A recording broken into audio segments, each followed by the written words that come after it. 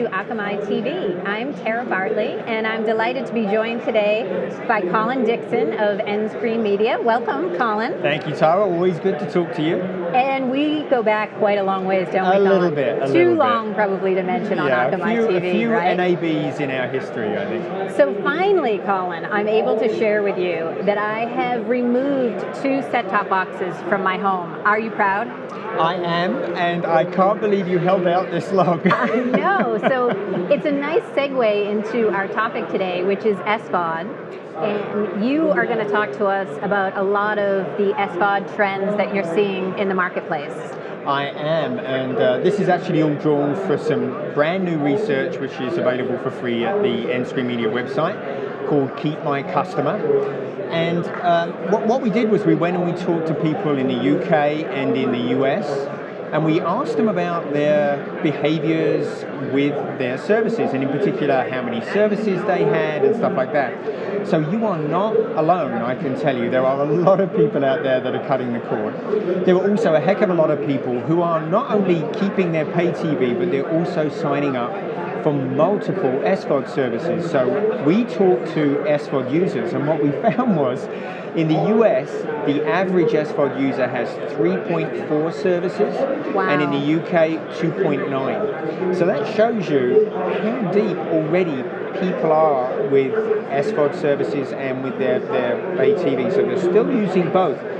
But the interesting thing is that a lot of people have had these services already for a long time, Tara. So, for example, we have in the US, 64% of people have had their longest tenured service for more than a year, okay. And in the UK, 55%.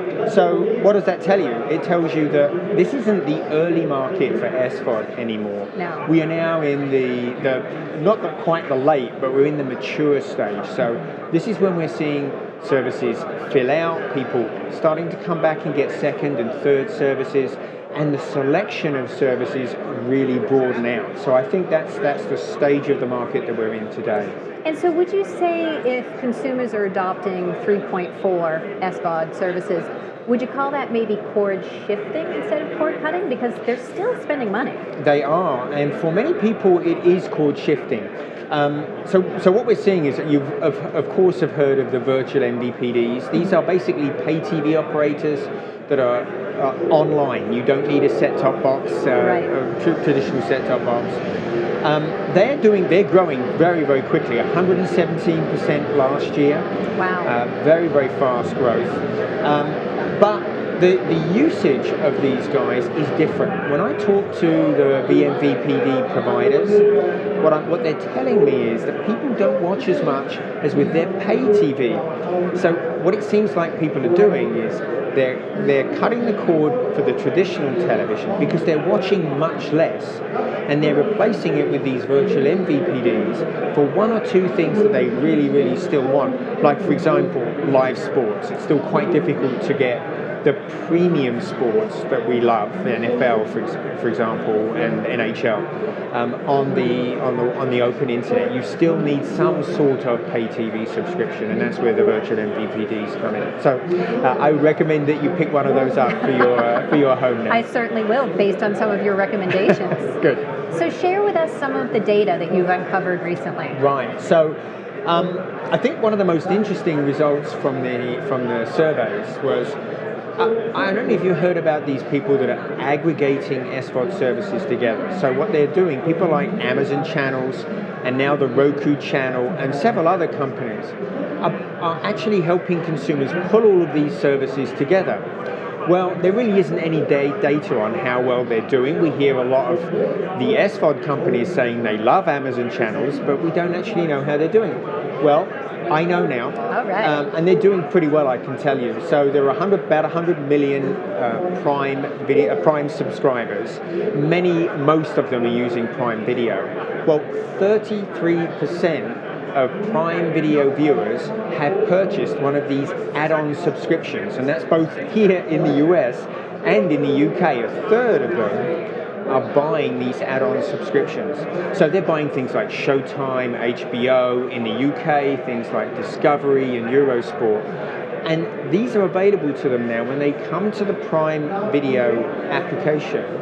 They're right there, so it's very easy for them to search and find, manage the subscription. So that's the real value proposition that we're seeing there. And it's really easy for them to attract subscribers because they do the free trial for 30 days, right? They do the free trial, and the thing about Amazon is they are the master marketer. So you get in and you search on a movie. If that movie is available in one of those add-on services, you immediately get the Amazon sales push for you to subscribe. So it's a very, very strong model and working very, very well for SVOD providers. It's worked very today. well for me as a consumer as well, I have to say. I'm sure it certainly is. When we spoke recently, you said something about involuntary unsubscribing?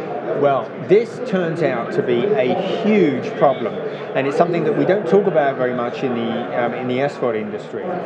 There's what we call involuntary cancellations going on. And so what's happening here is maybe you've reached your credit limit on your credit card, or there's some other issue with your credit card that when they go to make that the subscription purchase through your credit card, it fails for some reason. Right. Well, get this, I couldn't believe these numbers.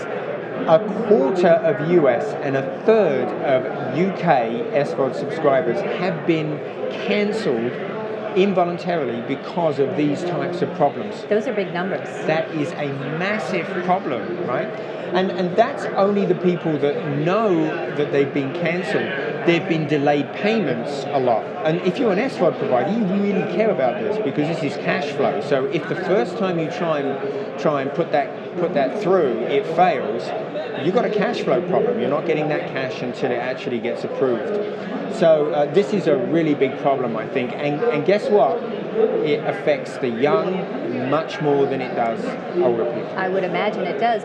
What sort of mechanism is in place to notify the consumer that their channel hasn't been renewed or their subscription hasn't been renewed? This is, I think, one of the most important things that an SVOD provider can do. They have to identify how and when and where to talk to their subscribers so that they can make sure they reach them and are preemptively avoid this cancellation that's upcoming. And that really is the real problem for SVOD providers. There's nothing they can do to help consumers manage their credit. What they can do is that they can be proactive in telling them that there's a potential problem and that they may be cancelled. So that's really the best approach there, I think. Well, I certainly can say for myself, times when I've traveled and my credit card has been compromised, and the first thing you do is call the credit card company, you cancel it, you ask for a new one. So that affects a ton of different services that are coming into my household. So I can understand it. Yeah, it sure does. So another really interesting thing from these survey results, which by the way were sponsored by Vindicia, was these free trial abusers. So yeah. I know you've been trying things on free trial. Well, it turns out this is a great mechanism for recruiting. Some new data from Parks says that 56% of us who actually sign up for a free trial follow through and subscribe. But the big worry here for providers is that people are signing up for free trials, watching a whole bunch of stuff, and then leaving before they pay. I call this binge and bolt. So there's a lot of worry about people binging and bolting. I've done it. Oh, you have, you guilty secret there. So we actually asked consumers about this, and it turns out, yes, a lot of people have cancelled during a free trial period. About 60% of people, actually 64% in the US. But that's not necessarily a bad thing. It turns out that there are a much smaller percentage of what I would call free trial abusers, people that have done this 4 or more times. Only about 5% of people, SVOD users in the US have done this, and only 3%, 2% in the UK. So it's not a big problem. If you are providing free trials as part of your SVOD service, you should keep right on doing it. It's a great recruitment tool, and it's worth way more to you than the few cheaters that don't play by the rules. Okay, I will promise not to binge and bolt ever again. Ever again. So this just about wraps up our time on Akamai TV. Thank you so much for joining us, and we hope you will all tune in again soon for Akamai TV later today. Thank you.